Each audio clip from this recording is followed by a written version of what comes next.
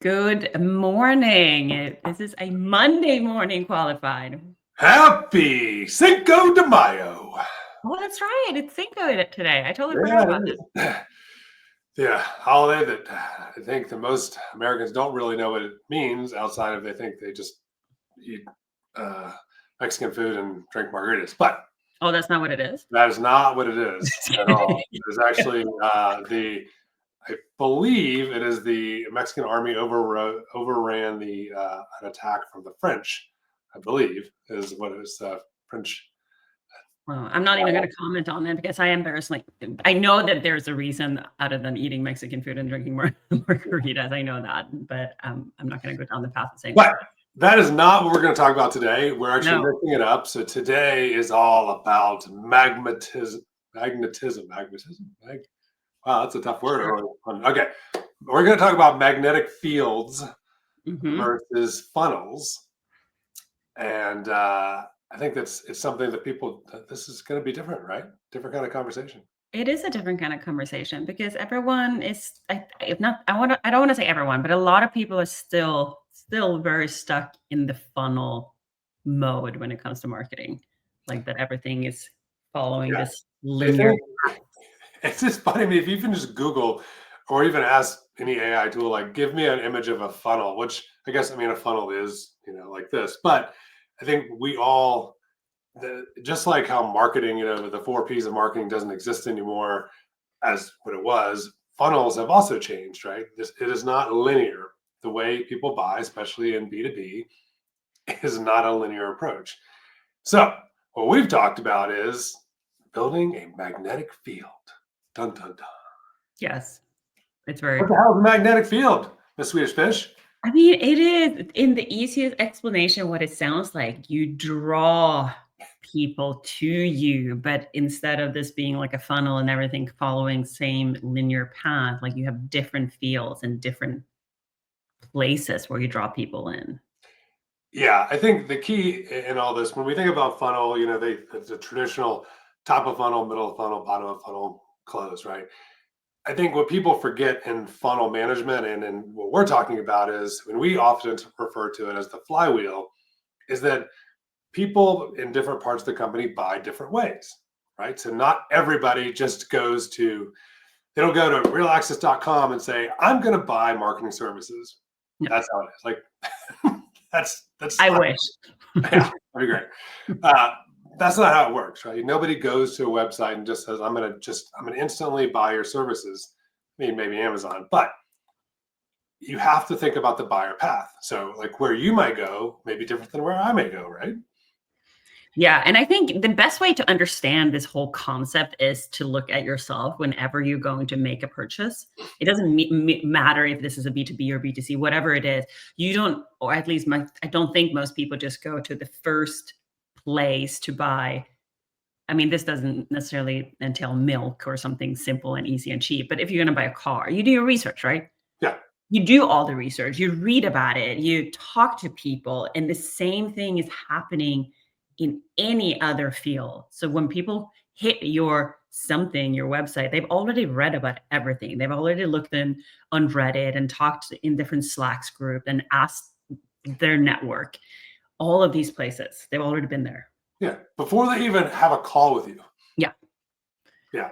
I think that's the misnomer. They think that the first time you talk to them, like, oh, you're going to go into everything. No, not really. Most of the time, you have some context of what it is. Otherwise, you wouldn't waste your time having a call. Now, the context could be like, wow, this person, they talk a lot about this person's got some expertise in this technology, this skill set, this service, whatever.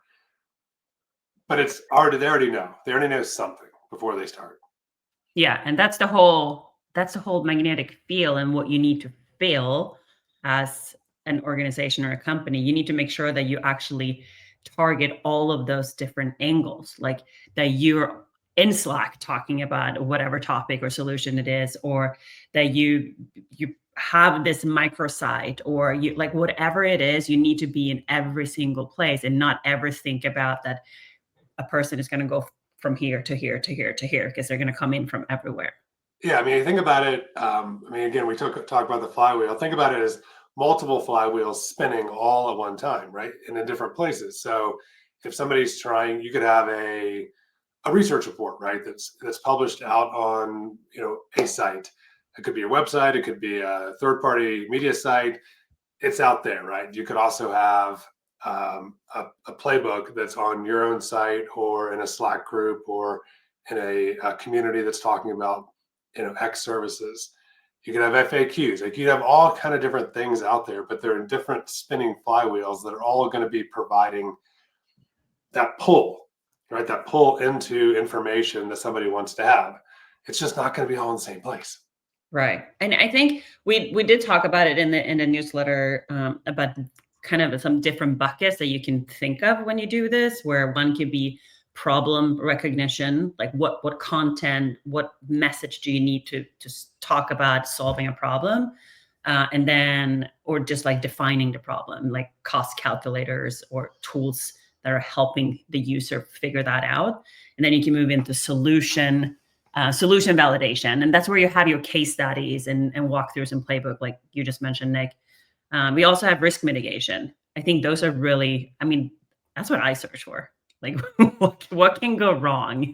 What are the FAQs and the security? How painful is it going to be to do X?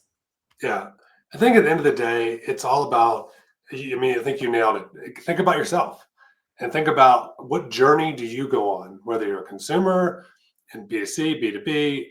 Think about the journey and think about your ideal customer profile. What's that journey they go through? And I think you have to get it through your head that it is not a linear path. And once you get past that assumption, it's all much easier to be able to do marketing.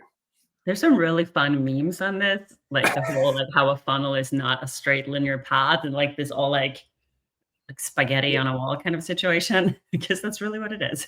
Well, honestly, it's the same thing with business, right? Just growth of a business. If you look at the trajectory, everybody always has this line.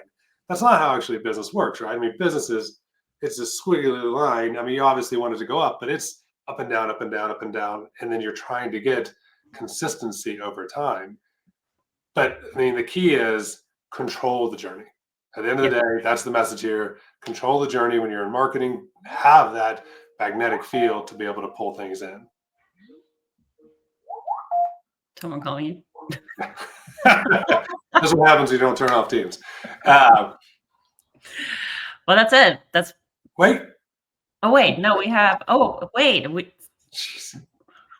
have. I know we're throwing it off on a Monday. We don't know what to do with it. Yeah, we're not.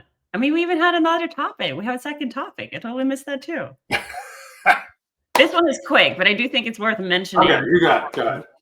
So if you have a problem with positioning, there's one thing that you can do that is very, very simple.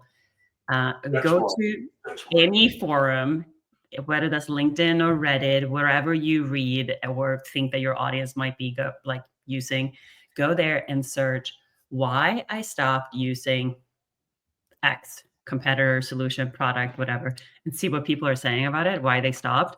Boom. That's then what you need to write about.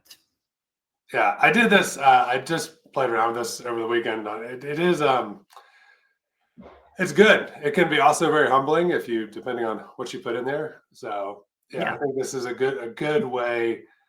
And also just especially in commodity services, right? And within, whether it be marketing, whether it be technology, services, whatever, there's a lot of commodity there. And so you have to think about what's the pattern that you're going to see to be able to stand out in a sea of a lot of content. Yeah. It doesn't have to be that complicated. Just go ask. You got a vibe.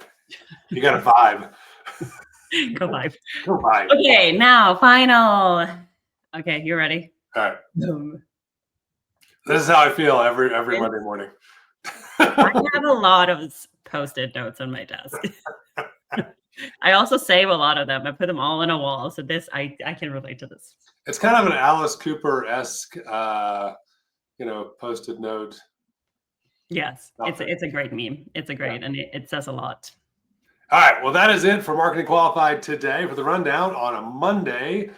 Let us know if you think about changing it up on a different day. We're just going to start mixing things up. And where can they find us? Yeah. So if you're new to this now, since we're new on Monday, marketingqualified.co.